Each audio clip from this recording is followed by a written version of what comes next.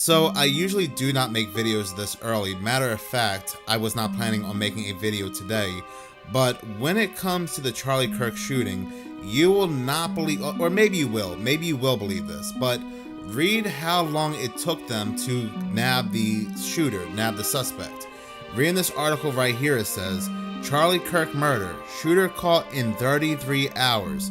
33 hours. FBI chief gives timeline of probe. No. No, they did not.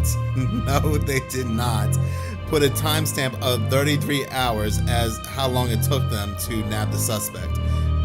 I can't.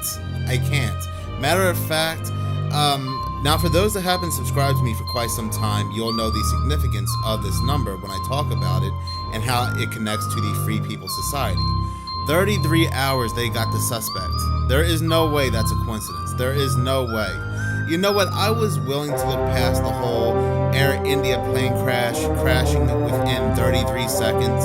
I was willing to look past the Washington, D.C. plane crash when the crash occurred on runway 33. I was even willing to look past the fact that the New York City shooter, Shane Tamura, went up to the 33rd floor and ended the life of the Blackstone CEO.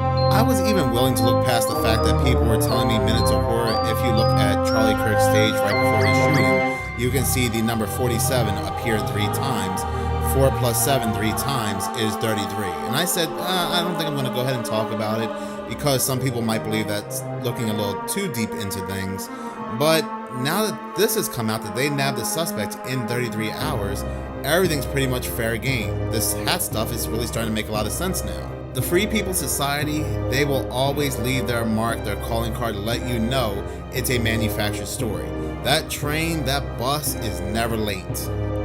I'm willing to look past all of that, but this is not a coincidence. There is no way. Given the fact of all we know of what's taken place so far about this shooting, about very suspicious things that have been popping up, this very suspicious book that appeared on Amazon just a day before that recounts September 10th, Charlie Kirk shooting. We had this TikTok on September 6th talking about Charlie Kirk passing away in his Florida home just days before the shooting. And with all the other oddities at play here, and now we have the calling card. The calling card now 100% confirms that this story is a scripted, manufactured story. I mean, yes, I get it. Before, for a lot of us, this was scripted and manufactured in the first place.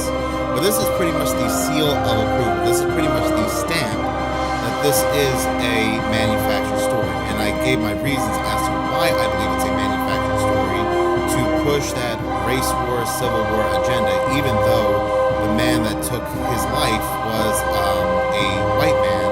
If this is even the guy that actually did it, because he might even be a patsy like Thomas Matthew Crooks, I'm going to make another video that shows that, you know, the bodyguards, 2 of them, 3 of them, do some very weird gestures, but it definitely was some type of inside job, again, for multiple purposes, but one of them to ignite the civil war. And again, this guy might just be a patsy. So it really wouldn't push the angle of a race war, but there's still that conflict of a civil war. They're going to probably find out that he was a big-time Democrat, probably voted for the Kamala Harris campaign, all this stuff. He was a staunch liberal, just to get people on the right even angrier. And again, that plays into that whole Civil War aspect they want to bring into the United States. Now, I don't think that this shooting will ignite a civil war, but I think this is a major stepping stone.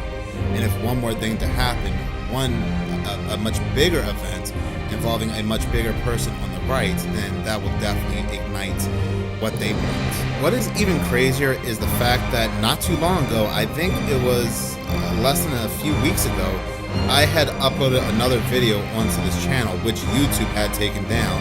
I had to actually upload this video on my other channel, Hours of Horror, and I had to fit it in with some other content for them to allow it for whatever reason.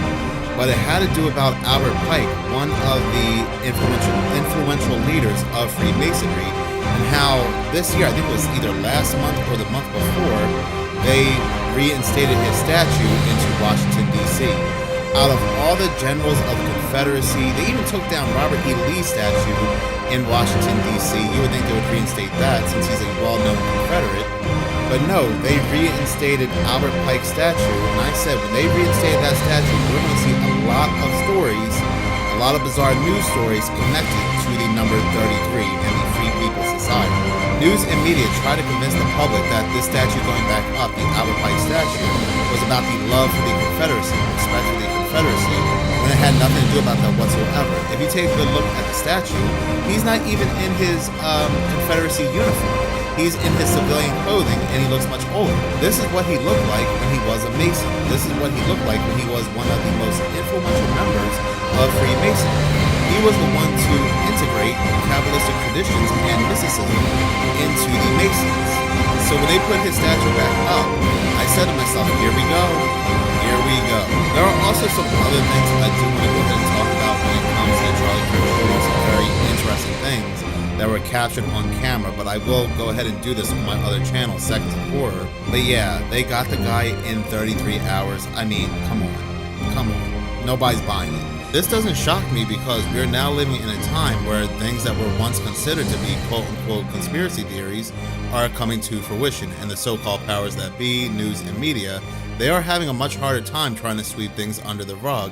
When they release their bots, their NPCs, their fact checkers, people are no longer buying what they're trying to sell.